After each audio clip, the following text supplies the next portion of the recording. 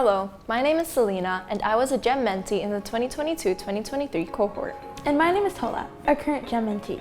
We are here to talk to you about some key things to keep in the back of your mind during your mentorship. Before you embark on your mentorship with your mentor, it's super important to realize that every mentorship is different, and that means your mentorship may look very different from someone else's, and that's okay. No two people are the same, and therefore the goal is set. It's important to remember to focus the mentorship on your needs and what will prepare you for the future. In order to make sure you and your mentor are getting the most out of your mentorship, it's important to reflect on how things are going and whether progress is being made. These things can be difficult to measure, especially since there is not a set equation to success can look like. That is the purpose of this module, to learn about measuring success as a mentee. GEM has created many resources for both you and your mentor to help you measure your success through goal setting, track progress, and communication.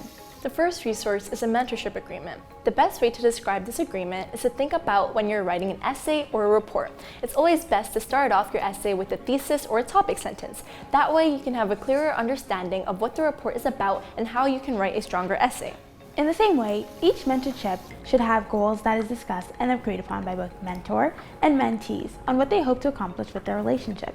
Without these goals, it may be difficult to find directions for conversations, which may lead to feelings of disappointment or pointlessness after meetings. So, what is a mentorship agreement?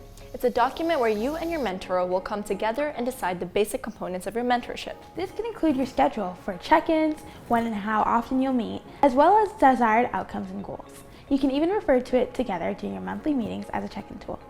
Here is how the mentorship agreement will look like, and it can be found on Mentor City. The first thing in the agreement evaluates is goal setting. Setting goals at the very start of your mentorship, ideally even in your first meeting, because it will not only help to track progress effectively, but to communicate expectations with your mentor and help provide structure to your mentorship. Setting SMART goals is the most practical use for setting goals. Additionally, having a clear and shared vision of these goals will help both you and your mentor to have realistic expectations, guide sessions, and determine if progress is being made. Remember, when goal setting, it is important to be authentic and true to yourself. Take some time to start thinking about what you think you need to build and develop to be successful in the future. If you aren't sure, don't be afraid to ask your mentor for some guidance or clarity. Mentors and mentees can even both share what you intend to accomplish with your mentorship relationship at the start of the program. Finally, it's super important for you to know that if your goals change or evolve as the mentorship goes on, you're allowed to do that. If you came in and wanted to work on your networking skills but your focus has shifted, explore that with your mentor and seek their guidance. But you are allowed to shift and grow your goals as you go through the GEM program. Listen to the Geminars and go to the enrichments. The second resource is the Mentor Evaluation Framework. GEM has developed a framework that allows us to measure and track progress in a mentorship relationship by looking at 4 main areas: program compliance, goal progress, mentorship relationship, and problem solving. So what is program compliance? Program compliance refers to if you are following the GEM program and your mentorship. The structure of a mentorship program is a fundamental building block to getting the most out of GEM. A good way to assess if you and your mentor are sticking to the structure is asking yourself the following questions. Are you and your mentor checking in weekly? Are you and your mentor checking in monthly? Have you met at least once in person? Are you sticking to the check-in meeting frequency and schedule as mutually agreed upon at the start of the program? Are you using the check-in or meeting times productively? Have you touched any agreed upon milestones? Also, please keep in mind that as a mentee, you are responsible for initiating meetings and keeping your mentor updated. It may take some time to get comfortable with a mentor, which is completely understandable, but it's important to maintain communication with them to start building that relationship.